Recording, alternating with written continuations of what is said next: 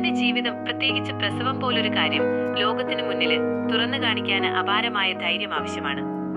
ഇന്ന് ഒരു പെൺകുട്ടി അവളുടെ പ്രസവത്തിന്റെ വീഡിയോ പങ്കുവച്ചത് ഞാൻ കണ്ടു.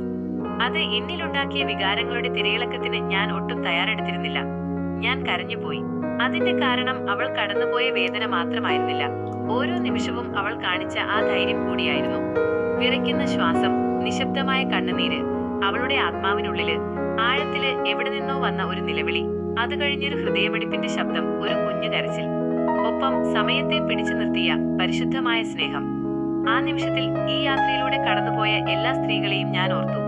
ആ വേദന, ആ പേടി, ആ പ്രതീക്ഷ, ഒപ്പം എങ്ങനെയോ ഉള്ളിൽ നിന്ന് ഉയർന്നു വരുന്ന പറഞ്ഞറിയിക്കാനാകാത്തൊരു കരുത്ത്. തന്റെ കഥ പങ്കുവെച്ച ആ പെൺകുട്ടിയോട് നന്ദി. നീ ഒരു കുഞ്ഞിന് മാത്രമല്ല ജന്മം നൽകിയത്, മറ്റനേകം പേരുടെ ഹൃദയങ്ങളില് നീ ധൈര്യവും ജനിപ്പിച്ചു.